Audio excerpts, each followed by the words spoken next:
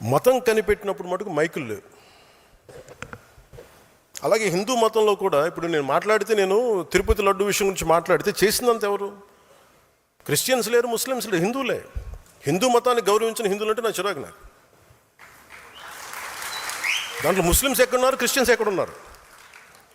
అలాగే మైక్స్ పెట్టి ఇబ్బంది పెడతా ఉంటాయి కొన్నిసార్లు. మన కాకినాడలో కూడా చూస్తూ ఉంటే వినాయక చవితికి పాటలు ఏంటనుకుంటున్నారు? నవ్వుతా.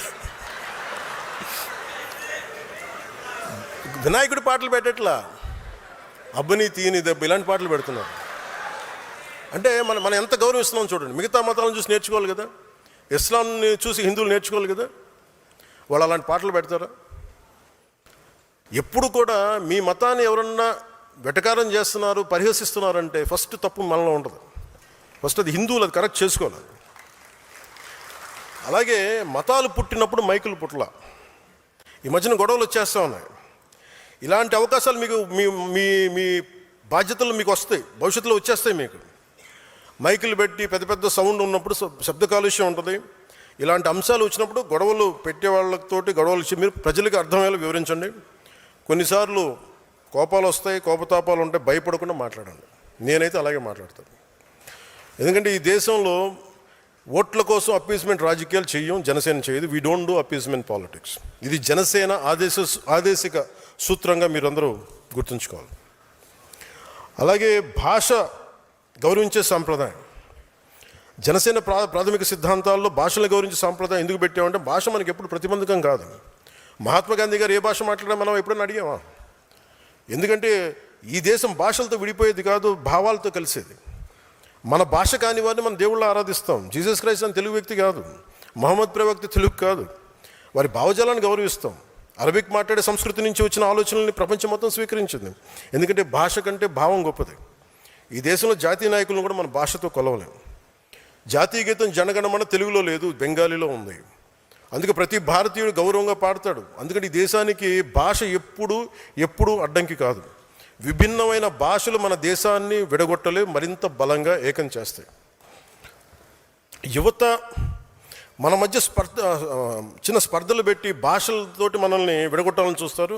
అది మీరు కూడా చాలా జాగ్రత్తగా గమనించాలి.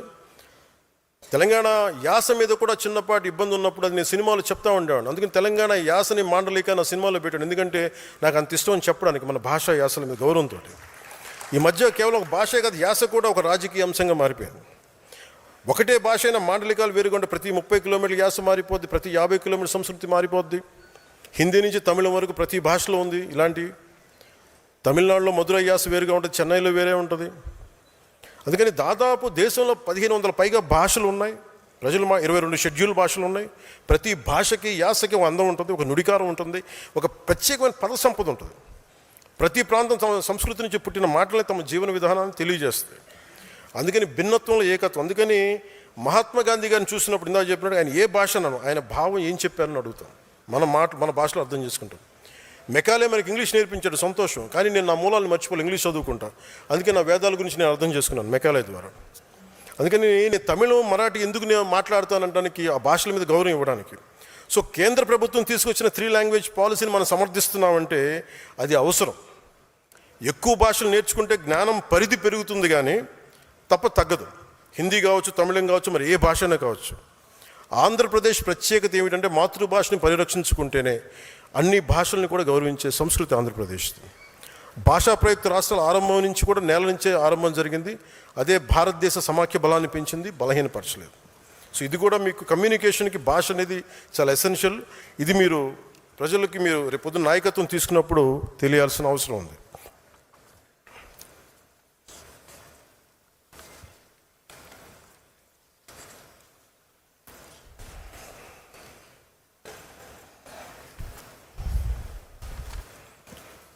మీరు నాయకులుగా మీరు ఎదగాలనుకున్నప్పుడు మీరు ఈ భావాన్ని చాలా ఒక 12 సంవత్సరాల తర్వాత మాట్లాడుతున్నాను ఇంత ఓపెన్గా.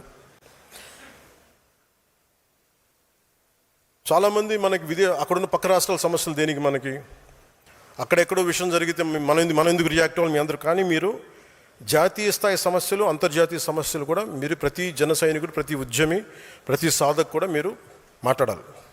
దానికి కావాల్సిన డైరెక్ట్ మేము ఇస్తాం. అది ఎందుకని చెప్తున్నానంటే, మీరు ఇవన్నీ అర్థం చేసుకున్నప్పుడు పైన ఆలోచించి మీరు ముందుకెళ్తే ఏం జరుగుతుందని, ఉదాహరణకి బంగ్లాదేశ్ ఉంది. ఈరోజు బంగ్లాదేశ్ ఎట్లా ఉంటుంది, భారతదేశం ఇలా ఉన్నప్పుడు ఈ చికెన్ నెక్ అని ఉంటుంది. సడన్గా ఒక చోట భారతదేశంలో ఉండి ఇటువైపు భారతదేశం ఉంటుంది, ఇటువైపు భారతదేశం ఉంటుంది. ఇక్కడ మటు చికెన్ నెక్ చిన్న పార్ట్ ఉంటుంది, ఆ మధ్యలోదంతా బంగ్లాదేశ్. అది ఎలా జరిగింది అని అనడానికి మీరు అర్థం చేసుకోవాలి, హిస్టరీ అర్థం చేసుకోవాలి మీరు. ఇది జోగేంద్రనాథ్ మండల్ గారు first law minister of Pakistan. ఆయనకి భారతదేశం మీద పడలా, వ్యక్తితో పడలా. అందుకని ఆయన నేను పాకిస్తాన్తో కలిసి వెళ్ళిపోతానని చెప్పి ఆల్ హిందూ డామినేటెడ్ డిస్ట్రిక్ట్స్, మత ప్రాతిపాదికన దేశం విడిపోయినప్పుడు 90% ఉన్న హిందూ పాపులేషన్ జిల్లాలని బంగ్లాదేశ్లో కలిపేశారు. ఆయన నమ్మారు. ఆయనకి వెళ్ళి చూస్తే కొద్దిగా ఒక 2 నెలల తర్వాత సొంత ఊర్లో ఆయన మనుషులను చంపేశారు మత కలహాల వల్ల. ఆయన కుటుంబం చిన్న భిన్నం అయిపోయింది. ఆయన కజిన్ చచ్చిపోయారు. ఆయన ఖాందీసుకుడిగా వచ్చి చచ్చిపోయాడు కలకత్తాలో. అంటే ఒక నాయకుడు వ్యక్తి మీద కోపంతోటో లేదంటే ఈ దేశం ధర్మం మీద కోపంతో అటు వెళ్ళిపోతే ఏం జరుగుతుందో మనం చూసాం. అందుకని మీరు ప్రతి సంఘటన వెనుక నేను మాట్లాడుతున్నప్పుడు దానికి చాలా హిస్టరీ చదివి ఉంటాను, నేను అర్థం చేసుకుని ఉంటాను, మేధావులతో మాట్లాడుతుంటాను. అందులో నేను ఒక మాట చెప్పినప్పుడు ఇది ఉట్టినే చెప్పడు అన్నది మీరు కావాలి. మీకు ఏదైనా డౌట్స్ ఉంటే నేను మాట్లాడుతాను, వాటి గురించి మీకు తెలియజేస్తాను. అందుకని ప్రాంతీయ పార్టీ అనేది ఒక జాతీయవాదాన్ని విస్మరించకూడదు. కేవలం ప్రాంతీయతతో కూడిన మన బెనిఫిట్సే చూసి మీరు జాతీయవాదాన్ని వదిలేసి ఇలాంటి సమస్యలే వస్తాయి. అందుకని ప్రాంతీయతని గౌరవించే జాతీయవాదం, ఎనీ యాంటీ ఇండియన్ రెటారిక్, భారతదేశాన్ని విచ్ఛిన్నం చేసే ఎలాంటి రెటారిక్ అయినా సరే మీరు ఖండించాలి. మీకు మోదీ గారి మీద కోపం ఉంటే ఆయన తిట్టండి, బీజేపీ మీద కోపం ఉంటే ఆయన తిట్టండి, జనసేన మీద తిట్టుంటే కోపం ఉంటే తిట్టండి. కానీ దీంట్లో దేశాన్ని బలహీనపరిచే ఒక్కళ్ళు మాట్లాడినా మీరు ఖండించాలి. ముక్త కంఠంతో ఎదురు దాడి చేయాల్సిందే. There is no escape to it. ఎందుకంటే భారతదేశపు సమగ్రతని భంగం కలిగించే ఒక్కళ్ళు మాట్లాడినా, ఒక గొంతు మాట్లాడినా 1,00,000 గొంతులు లేకవాలి పైకి, 1,00,000 గొంతులు. ఎక్కడో ఇరాన్లో యుద్ధం జరిగితే, ఇరాన్లో ఒక నాయకుడు చనిపోతే, ఇక్కడ మచిలీపట్నంలో, గుంటూరులో, హైదరాబాద్లో ప్రదర్శనలు జరుగుతాయి. మరి అలాంటిది అమెరికా ఇజ్రాయెల్ ఘర్షణలో వస్తే వామపక్ష పార్టీలు మాట్లాడతాయి. సౌత్ అమెరికాలో ఒక లాటిన్ కంట్రీ నుంచి ఒక నాయకుడిని తీసుకెళ్ళిపోతే ఇక్కడ వామపక్ష పార్టీలకు బాధ వస్తుంది. వాళ్ళందరికీ ఇంత బాధ కలిగినప్పుడు మన దేశం గురించి మనకి గొంతెత్తకపోవడం తప్పు వద్దు మనం. అందుకే బెంగాల్లో ఎందుకు చెప్తున్నాడు, బెంగాల్లో హిందువులపైన దాడులు జరిగిన మనకు సంబంధం ఏంటని మీరు అనుకోకండి. అలాగే అసంబద్ధంగా కానీ తప్పు ప్రకారం కానీ ఒక ముస్లింలపైన దాడి జరిగిన, క్రిస్టియన్లపైన దాడి జరిగిన అంతే సమానంగా స్పందిద్దాం. నేను ఎప్పుడు కూడా హిందువుల మీద దాడి జరిగితే మాట్లాడిన అలా చెప్పట్లా. బేసిక్ మనకి ప్రిన్సిపల్స్ మీద మీరు ఇది మన డైల్యూట్ కాకండి. ఇవన్నీ హిస్టారికల్ బ్లండర్స్ వల్ల జరుగుతాయి. ఇలాంటి కవి సామ్రాట్ విశ్వనాథ సత్యనారాయణ గారు చెప్పినట్టుగా అన్ని అనర్థాలకి మూలం మానవ ప్రవృత్తి హేతువు కానీ, అతని కులం కానీ, మతం కానీ, ప్రాంతం కానీ కాదు, వ్యక్తి నైజమే ముఖ్యం. అందుకే ఏ మతం ఏ ధర్మం అనే దానికంటే కూడా జాతీయ సమగ్రతకి, సంస్కృతికి ఇబ్బంది కలుగుతుందా లేదా అన్నది మటుకు ఆలోచించారు. ప్రాంతీయ సరిహద్దులు చిన్నవి, ఆంధ్ర అనే సరిహద్దున్న వరకు మీరు పరిమితం కాకండి. అమరావతి రైతులు కూడా చెప్పాను, మీరు జై అమరావతి అనకండి, జై ఆంధ్ర అనండి. ఎందుకంటే అంటే మీరు జై అమరావతి అనే కొద్దీ మీ కష్టం మీ 30 ఎకరాలకు వెళ్ళిపోతుంది, 33,000 ఎకరాలకు వెళ్ళిపోతుంది. మీరు జై ఆంధ్ర అన్నప్పుడు 5 కోట్ల మంది ప్రజలకు వెళ్తుంది, మీ బాధ తెలుస్తుంది. మీరు జై అమరావతి అన్నప్పుడు నాకు మనసులో కలుగుకుంటుంది, వీళ్ళు ఇంత పెట్టేసుకున్నాను. తర్వాత మాట్లాడటం వాళ్ళు జై ఆంధ్ర అని ప్రారంభించడం సంతోషం. ఎందుకంటే మన తెలంగాణను చూసి నేర్చుకోవాలి. సభ మాట్లాడు జై తెలంగాణతో మొదలు పెడతారు. అలాగే తెలంగాణకి తమిళ ప్రైడ్ ఉంది, తెలంగాణకి జై తెలంగాణ అని ఒక నినాదం ఉంది. అలాంటి గర్వం కాదు, కానీ అలాంటి కనెక్టెడ్నెస్ ఆంధ్ర వాళ్ళకి లేదు. ఆంధ్రాకి ఏముంది అంటే కులం ఉందా ఏముందో తెలియదు నాకు. ఈరోజు కన్ఫ్యూషన్ నాకు ఆంధ్రాకి సంబంధించి. ఏమో చూడాలి. సో అంటే 11 సీట్లకి పరిమితమైన వాళ్ళు కూడా మన మీద సెటైర్లు వేస్తారా? నేను ఎక్కువ మాట్లాడిన వాళ్ళ గురించి కాదు, వాళ్ళు ఒకేసారి చేరంటే కొంచెం చిరాగా వస్తుంది కదా, మనం కొన్ని చాలా ఆపన్నాయని. అలాగే పర్యావరణాన్ని పరిరక్షించే అభివృద్ధి ప్రస్థానం, ఈ అంశాన్ని ప్రాథమిక సిద్ధాంతాలకు ఎందుకు పెట్టామంటే మనిషి నాగరికత ఏర్పడినప్పటి నుంచి అభివృద్ధితో పాటు కొంత విధ్వంసం తప్పదు. ఒక ఇల్లు కట్టుకోవాలంటే భూమి తవ్వాలి, కొన్ని క్రిములు చచ్చిపోతాయి, అందుకే భూమి పూజ చేస్తాం క్షమించమని భగవంతుని. అందుకే జనసేన తీసుకునేది green activism, not militant green activism. It has to be regulated. మన అవసరాలు తీర్చుకోవాలి, కానీ ఆ అవసరాలు ప్రకృతిని పూర్తిగా నాశనం చేసే విధంగా ఉండకూడదు. మనం తిండి గింజలు పండించాలి, ఇల్లు కట్టుకోవాలంటే కొంత భూమి తవ్వాల్సిందే. సంస్కృతిలో భూమి పూజ చేస్తాం, శాంతి పూజ చేస్తాం. ఒక తలుపు, ఒక ఫర్నిచర్ చేయాలి, కుర్చీలు కావాలంటే ఒక చెట్టు నరకాల్సి రావచ్చు.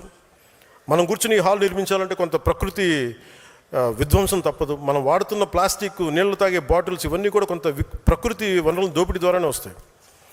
సో ఏం చేయాలి వీటన్నిటికంటే, how do we regulate the exploitation of our own forest and resources and nature అన్న ఆలోచన విధానం మనకు రావాలి. కొంచెం బాధ్యతగా ఉండాలి. ఒక చెట్టు నరిగితే కనీసం మనం 100 చెట్లు నాటగలగాలి. మనం చాలా విషయాలు తిరిగి తెచ్చుకోగలం, కానీ తాగే నీళ్లు, స్వచ్ఛమైన గాలి ఒకసారి కలుషితమై తిరిగి తెచ్చుకోవడం చాలా చాలా కష్టం. And I want be very conscious about nature. పర్యావరణ విషయంలో మనందరం చాలా జాగ్రత్తగా మనం చేయగలిగేది మనం ఖచ్చితంగా చేద్దాం. ఒకవైపు పుణ్యం వస్తున్న నదుల్లో స్నానం చేస్తాం, లేదంటే అదే నదుల్లో మరోవైపు మురుగు కాలువ కలిపేస్తున్నాం. మన ద్వారా మన దగ్గర అవగాహన లోపించింది. ఆ పర్యావరణాన్ని పరిరక్షించిన బాధ్యత జనసేనలోని ప్రతి ఒక్కరికి రావాలి, తద్వారా సమాజానికి వెళ్ళాలి. అలాగే కొన్నిసార్లు యురేనియం లాంటిది అవసరం అవుద్ది. ఎంత జాగ్రత్తగా తీయాలి, ఎంత బాధ్యతగా వెళ్ళాలనేది కూడా భవిష్యత్తులో మనం చూసుకుంటూ ఉండాలి.